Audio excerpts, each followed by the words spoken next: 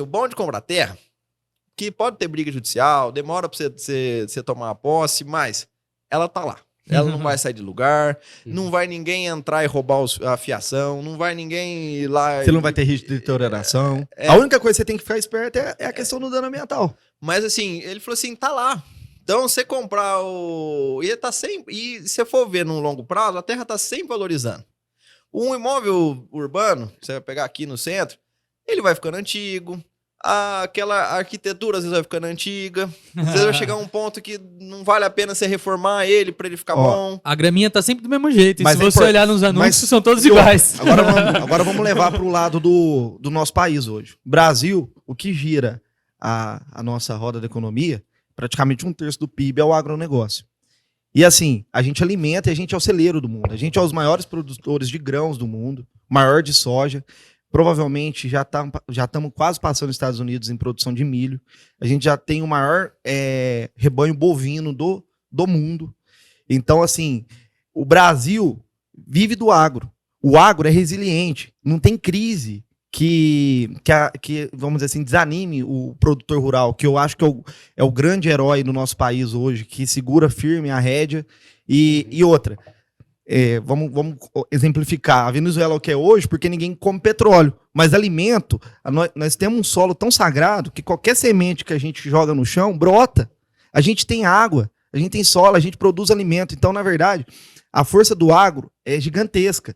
E assim, e tem muita área aberta hoje, improdutiva. E aí a importância... Subaproveitada. Aí a importância do leilão de área rural para cumprir a função social da terra. Porque às vezes o produtor... Ele querendo ou não, ele tá sem crédito. Ele tá sem crédito, ele demanda de dele... muita sorte, assim. Ele acredita em determinada safra, mas às vezes ele não vai contar com uma geada, ele não vai contar com um alnino, que pode vir uma seca ou excesso de chuva e prejudicar. Aí às vezes você vai pegar uma área lá de, sei lá, 1.000 hectares, um lugar bom, que podia estar sendo muito bem aproveitada, mas aquele produtor, ele ficou sem crédito, porque o nome dele tá sujo na praça. Ele não tem nem recurso próprio, ele não tem dinheiro para colocar um gado lá, ele não tem dinheiro para plantar lá. Então você tem uma área boa, num lugar bom, que não está cumprindo sua função.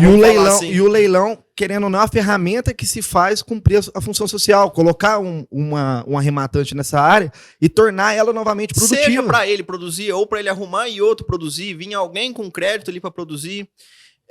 E às vezes, além de você também cumprir o leilão, assim, também a grande função dele é dar segurança ao crédito.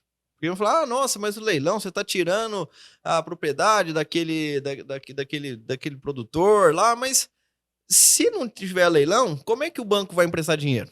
Como é que quem não pagar vai acontecer o quê com ele? Nada. Conta, e o banco não vai ficar no prejuízo. Exato. Vai sobrar essa conta pro bom pagador. Então, assim, tem essa função. E a gente tem um respeito, é importante destacar que a gente tem um grande respeito pelo executado, que é porque ninguém espera dever, ninguém espera perder uma safra e entrar em dificuldade. Então a gente tem que ter essa empatia e muitas das vezes o executado até fala, não, eu quero desfazer da minha área, quero vender ela porque ele sabe que ainda ele desfazendo num tempo hábil, ele consegue vender a propriedade dele, sobrar um troco para ele, reiniciar a vida dele, porque senão ele vai ficando refém daquele imóvel, o processo só vai correndo juro não dorme, não tem feriado, não tem final de semana, não tem descanso, não tem férias, e aí vai comendo, quando ele vê, ele já não tem mais nada a propriedade dele não é suficiente nem de pagar toda a dívida dele. Não é dele mais, na verdade. Ele tá vivendo aquela... Então, assim, a gente tem um respeito muito grande. Tem muitos arrematantes que a gente pode colocar que, às vezes, entra para proteger, às vezes, um patrimônio familiar, alguma coisa nesse sentido, que é o próprio... algum parente, um filho, alguma coisa nesse sentido, que vai arrematar para ajudar. Entendeu? Então, assim, a gente vai ver muitos leiloeiros. Nossa, não vou nem tentar falar com o executado.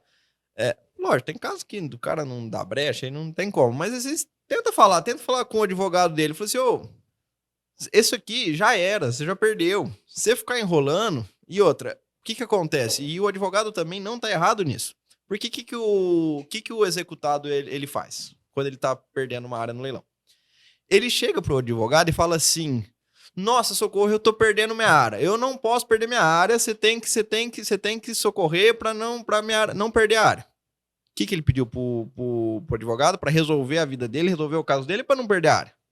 Ele pediu para não perder a área. Aí o advogado O vai advogado enrolar. vai trabalhar para enrolar, para demorar. E assim, em maioria dos casos, A ele vai dívida ganhar aumenta. tempo. E por mais que a terra valoriza, uma dívida judicial correndo com 1% de juro mais correção monetária, é difícil você conseguir a área valorizar mais do que, às vezes, algum período ou outro que ela até os valoriza, juros, né? mas mais que isso é muito difícil.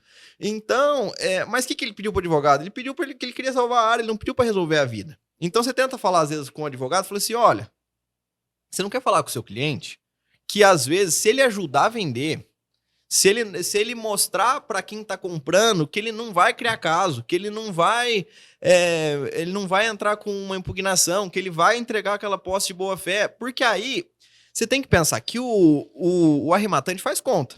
Ele faz conta de tudo. Ó, eu tô pagando tanto, mas um processo para mim tomar a posse vou demorar 1 ano. Esse ano desse capital parado tem custo. Nesse ano eu vou ter que gastar com o meu advogado para regularizar aquele processo, para mim efetivar isso. Então, tudo isso ele põe no custo. Se o executado facilita para ele e já aqui atrás fala, olha, vamos conversar, eu concordo, você pode arrematar e eu vou te dar essa facilidade. Então ele pensa, ó, eu já posso tirar o custo desse meu advogado para brigar nisso, e às vezes até tribunal, 2º grau, STJ, às vezes acontece, eu já posso tirar esse custo, eu tiro esse risco, o risco tem um custo elevadíssimo, eu não tenho esse risco, a posse vai ser rápida. Então, o arrematante também, pô, tudo que eu ia gastar aqui, eu posso até pagar um pouco mais no leilão.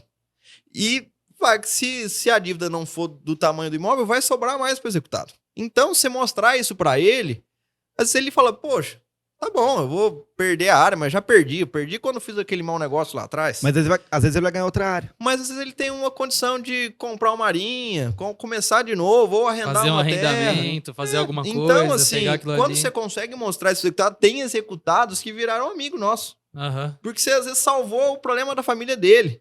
aham. Tem filho. Teve um caso em Camapuã, Mato Grosso do Sul, que a gente vendeu uma área, o filho comprou e, nossa, tanto que eles ficaram gratos com a gente, porque em vez de ele enxergar o leiloeiro como inimigo e vice-versa, a gente enxergar o executado como inimigo, ele viu que a gente podia ser alguém que era pra ajudar e resolveu o problema da família Às dele. vezes o cara até quita dívida com alguém próximo, sai mais barato do que ele ter pagado a Sim. dívida mesmo. E resolveu a vida e dele. resolveu a vida dele. Então, assim, por isso a importância da gente fazer as viagens, estar no local, entender cada caso. Eu falo que é uma alfaiataria rural.